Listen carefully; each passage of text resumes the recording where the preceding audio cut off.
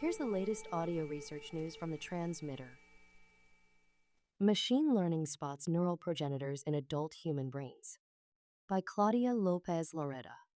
Neural progenitor cells exist in the adult human hippocampus all the way into old age. A new transcriptomics study published today in Science suggests. The results strengthen the claim that adults can form new neurons, according to the team behind the work. But not everyone is convinced that the study shows progenitors are prevalent enough in adulthood to really matter. Look, there might be something, says Juan Arellano, a research scientist in neuroscience at Yale University who was not involved with the study. But the cells seem to be rare, because the team could not identify them without the help of a machine learning algorithm, he adds. Are they really so relevant in the circuit? Although the researchers did not quantify the number of cells in their study, newborn neurons are highly excitatory and plastic, so they might still contribute functionally even if there are few, says study investigator Ionette Dumitru, research specialist in Jonas Frissen's lab at the Karolinska Institutet.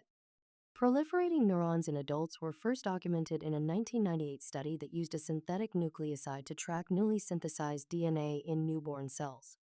Subsequent work involving carbon dating, lineage tracing, and tissue staining techniques bolstered the idea that people can continue to produce new neurons after childhood. But other studies that stained for cellular markers of neurogenesis suggest that few neurons are born in adults, and the rate of neurogenesis declines dramatically during the first few years of life. These results led some researchers in the field to question the extent and role of neurogenesis in the adult brain, says Sean Sorrells, assistant professor of neuroscience at the University of Pittsburgh, who conducted some of these cellular marker studies but was not involved with the new one. Still, the techniques used to track the cellular markers, which were identified mainly in rodents, might not be sensitive enough to detect human progenitor cells, a 2023 study argued. The advent of transcriptomics presented an unbiased way to capture rare cell populations without having to rely on these markers, says Paul Lucassen, professor of brain plasticity at the University of Amsterdam, who is not involved with the new study. By combining this approach with machine learning, researchers previously identified immature granule cells in adult brains. The researchers behind the new study added another step. They isolated proliferating cells from the brains to make it easier for them to find progenitors if they exist. They used single nuclei RNA sequencing to profile the neural progenitor cells from the hippocampus of 6 people aged 5 years or younger. A machine learning algorithm trained on the transcriptomic signature of those cells then identified the signature of progenitor cells, predicted to be a mix of neural stem cells, immature neural progenitor cells, and neuroblasts, in sequencing data from the dentate gyrus from 9 people aged 20 to 78 years. I think we can all agree that in the adult human brain there are cells with these features, says Evgenia Salta, group leader at the Netherlands Institute for Neuroscience, who was not involved with the study. When Frissen and his team compared their data to published datasets, they found that the adult neural progenitor cells they identified had similar expression profiles to their corresponding cells in other species, including rhesus macaques, pigs, and mice. The levels of neural progenitor cells varied from person to person, and 5 additional adults had no detectable cells. The 3 types of neural progenitor cells were enriched for a variety of markers. The researchers found using a transcriptomics platform called Xenium that allows for the staining of 300 markers, which helped them map the spatial distribution of the cells.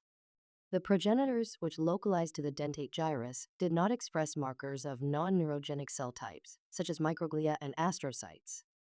Double cordon, used often to identify neuroblasts and immature neurons, was broadly expressed across cell types in the samples, suggesting that it alone is not sufficient to identify these cells and that you need a lot of markers to define a progenitor cell, says Marta Potterlini, a researcher in Frissen's lab who conducted the work.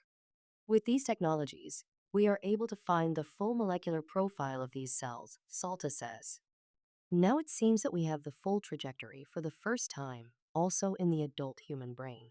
And the results confirm that we will never be able to find this one cell type specific marker for the human neurogenic populations, as we know from the mouse brain. And this is very okay, Salta adds. That would make our life as researchers, of course, much easier. But the human brain is a complicated organ, and it's a good time to acknowledge the complexity. The expression profile of the adult progenitor cells identified in the study overlaps in part with other cell types, such as astrocytes and immune cells, so Arellano says he wonders if they are indeed neural progenitor cells. If they are progenitor cells, it remains unclear if this reflects bona fide adult neurogenesis, because they could have originated during embryonic development and only matured later, Salta says. This is still something we don't know for sure, but the cells are there. If neurogenesis occurs in adults, it is likely so rare and sparse that it is irrelevant for the brain, according to Sorrells. And the fact that the team had to use machine learning to find progenitor cells and did not detect them in 2 of 4 adolescents they studied, nor in 5 of the 14 adults, signals that the neurogenic process is variable and limited, Arellano says.